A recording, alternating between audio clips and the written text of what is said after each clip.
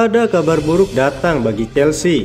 Dua pemain mereka, Malo Gusto dan Moises Caicedo, dilaporkan mengalami cedera. Setelah hampir 2 pekan libur, Chelsea akan kembali beraksi di ajang Premier League. Mereka akan bertandang ke markas Bournemouth pada akhir pekan nanti. Football London mengklaim bahwa usaha Chelsea untuk bangkit itu semakin terkendala. Dua pemain mereka mengalami cedera di jeda internasional.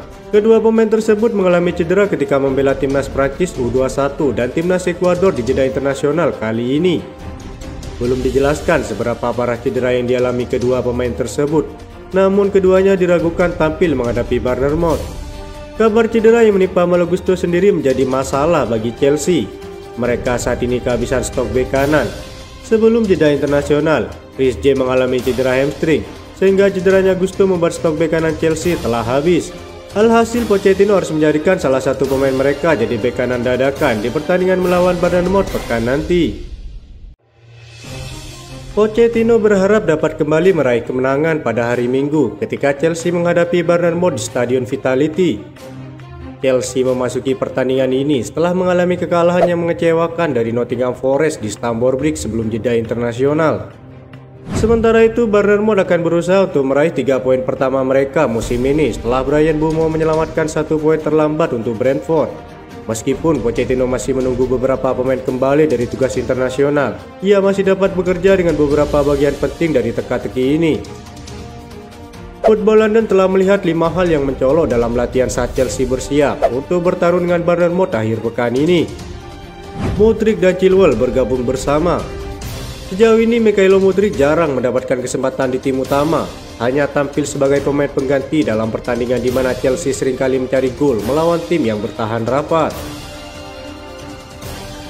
Sebenarnya dia hanya bermain penuh 90 menit dalam Premier League sekali, hanya memulai 7 kali dan masuk dari bangku cadangan sebanyak 11 kali. Sejauh ini Mudryk belum pernah memulai lebih dari 2 pertandingan berturut-turut untuk Chelsea. Namun dia mendapatkan kritik yang cukup berat setelah Chelsea memulai musim di bawah kendali Todd Boehly yang begitu lambat. Jadi sebagian besar pendukung telah memanggil Pochettino untuk akhirnya memberi kepercayaan kepada Mudryk di posisi sayap kiri dan telah menggeser Ben Chilwell kembali ke bek kiri. Armando Broja dan Benoit Badiashile telah kembali. Broja dan Badiashile terlihat dalam aksi yang cukup intens dan kembali berlatih bersama tim utama seperti biasa setelah mengalami cedera masing-masing. Meskipun kemungkinan besar keduanya tidak akan langsung dimainkan secara penuh. Mereka berharap bisa mendapatkan beberapa menit bermain di pesisir selatan. Cole Palmer dan Levi Colwill mungkin akan disiapkan untuk memulai berdasarkan teori baju lindung kami. Kedua pemain Chelsea adalah satu-satunya yang terlihat mengenakan bib biru muda saat latihan. Itu telah menunjukkan bahwa mereka adalah Magic Man yang ditunjuk seseorang yang bermain dalam tim yang memiliki bola selama permainan kecil. Dengan memasukkan Magic Man, para pemain diajarkan bagaimana menciptakan ruang bagi diri mereka sendiri dan rekan setim lainnya dengan hanya melepaskan bola.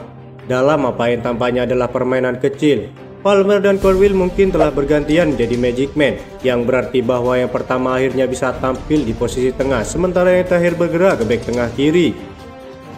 Đorđe Petrovic yang Chelsea datangkan dari New England Revolution selama musim panas, tampil dalam latihan selama dipanggil ke tim nasional Serbia.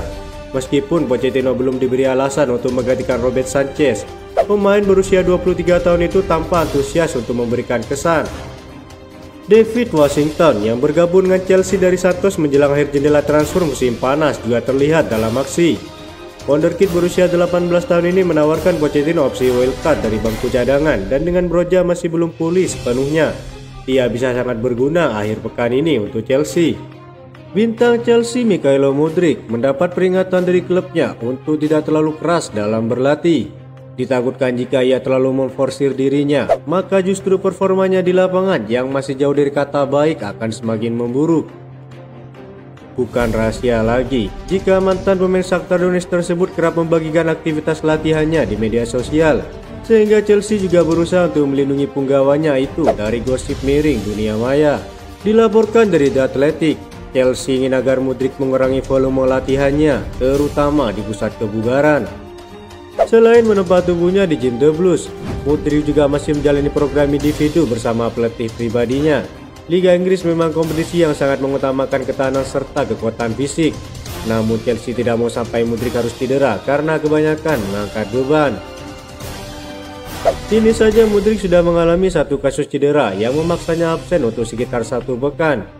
Jika nanti harus menepi lagi, maka Chelsea akan semakin kesulitan untuk menemukan tempat baginya di starting 11.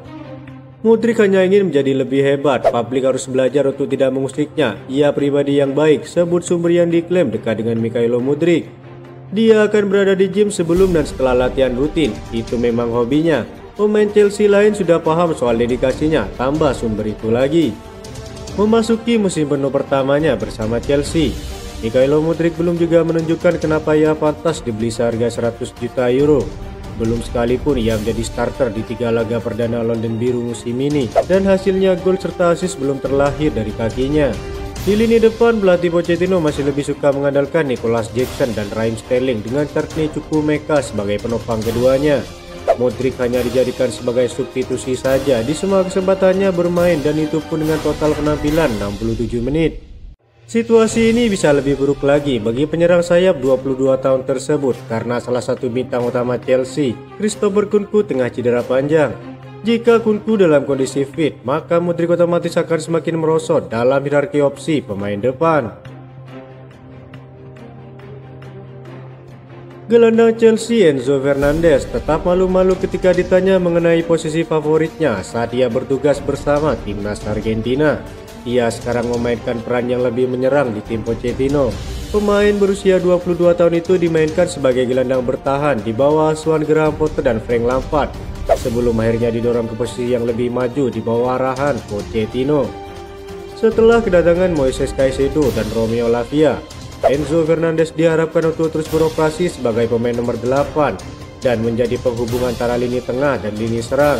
Namun meskipun ia diberi kebebasan untuk menjelajahi sepertiga akhir lapangan di Chelsea, ia memiliki peran yang lebih dalam untuk Argentina. Untuk negaranya, Enzo Fernandez sering bermain sebagai gelandang bertahan atau deep lying playmaker.